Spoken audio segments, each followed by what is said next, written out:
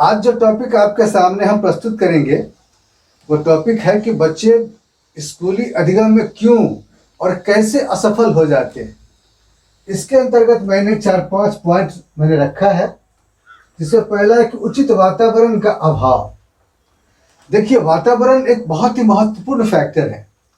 अगर स्कूल का वातावरण कूल नहीं है, स्कूल का वातावरण शैक्षणिक नहीं है, तो बच्चे के ऊपर इसका नकारात्मक असर पड़ता है और बच्चे जो सीखने गए हैं वो सीख कर नहीं आते, बल्कि उल्टे उनके ऊपर उसका नकारात्मक असर पड़ता है। लेकिन जिस विद्यालय का वातावरण बढ़िया होता है और उस वातावरण में शैक्षिक वातावरण का समावेश रहता है, तो वहाँ बच्चे बड़े ही कूल भाव से विभिन्न प्रकार की बातों का अधिगम करते हैं।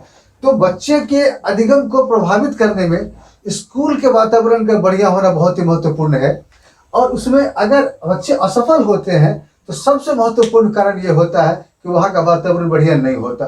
दूसरा है आपको अयोग्य शिक्षक। जनरली आप देखिएगा कि विद्यालयों में, आपको महाविद्यालयों में विभिन्न प्रकार के योग्य शिक्षक नहीं मिलते, और जब वो योग्य शिक्षक नहीं है तो बच्चे को वो अपनी योग्यता के हिसाब से ही शिक्षा देंगे।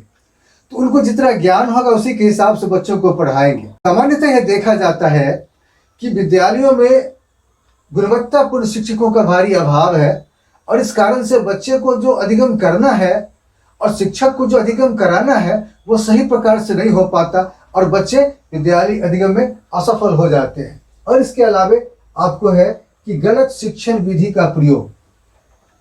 बच्चों को पढ़ाने के दरमियान चाहे कोई भी विषय हो, चाहे हिंदी हो, अंग्रेजी हो, संस्कृत हो, आपको मैथमेटिक्स हो, किसी प्रकार का विषय हो, हर विषय को पढ़ाने के लिए शिक्षक के पास उचित मेथोडोलॉजी का ज्ञान होना जरूरी है। अगर शिक्षक कक्षा में उस विषय विशेष को पढ़ाने के दरमियान अगर उचित शिक्षण विधि का प्रयोग नहीं करते, और अगर जहां जिस शिक्षण विधि का प्रयोग करना है उसके बदले गलत शिक्षण विधि का प्रयोग कर देते हैं, जिस शिक्षण सूत्र का प्रयोग करना है उसके बदले दूसरे गलत शिक्षण विधि का प्रयोग कर देते हैं या गलत उदाहरण को प्रस्तुत कर देते हैं, तो बच्चे का असफल होना बिल्कुल अवश्यभावी है। तो यह सबसे महत्वपूर्ण कारण है कि आप अगर गलत शिक्षण विधियों का प्रयोग करते हैं तो बच्चे विद्यालय अधिगम में असफल हो जाते हैं। और इसके अलावा कि पाठ्यक्रम अनुकूल होना। देखिए, पाठ्यक्रम एक बहुत ही महत्वपूर्ण की फैक्टर है। पाठ्यक्रम समझिए आपके बच्चे के लिए एक रोड की तरह है कि रोड जितना ही समतल होता है, रोड जितना ही बढ़िया होता है, जितना स्मूथ होता है, उस पर गाड़ी चलती है बढ़िया से, इंसान चलते हैं बढ़िया से। लेकिन अगर उसी के हिसाब से अगर पाठ्यक्रम अगर बढ़िया नहीं होता तो वहाँ पर बालक रूपी पथिक जो है उस पाठ्यक्रम को सही प्रकार से ओबे नहीं कर पाता और बच्चे असफल हो जाते हैं। तो पाठ्यक्रम बनाने के दरमियान इस बात का ध्यान रखा जाए उस क्षेत्र विशेष की मानसिकता क्या है, उस क्षेत्र विशेष की IQ के अनुकूल बनाया जाए, ताकि बच्चे सही प्रकार से उस पाठ्यक्रम को ओबे कर सके। अगर पाठ्यक्रम को सही प्रकार से ओबे नहीं कर पाते हैं तो क्या होता है कि विद्यालय अधिगम में वो असफल हो जाते हैं। और आगे है आपको TLM का कम प्रयोग। देखिए, कक्षा में खासकर छोटी कक्षाओं में TLM का प्रयोग बहुत ही जरूरी है। अगर आप TLM का प्रयोग नहीं करते हैं तो फिर क्या होता है कि बच्चे का कंसंट्रेशन नहीं रह पाता। बहुत सारे पाठ ऐसे होते हैं, बहुत सारे टॉपिक ऐसे होते हैं, बहुत सारे क्रियाकलाप ऐसे होते हैं जिसमें कि आपको टीचिंग लर्निंग मटेरियल की आवश्यकता है।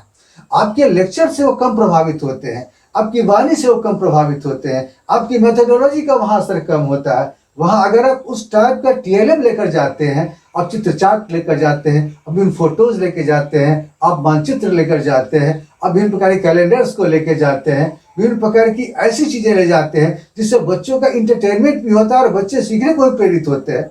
अगर आप ऐसा लेकर जाते हैं तो बच्चे का अधिगम बढ़िया होता है। लेकिन अगर ऐसा आप नहीं करते तो फिर क्या होता है कि बच्चे का अधिगम सही प्रकार से नहीं हो पाता और बच्चे विद्यालय अधिगम में असफल हो जाते हैं।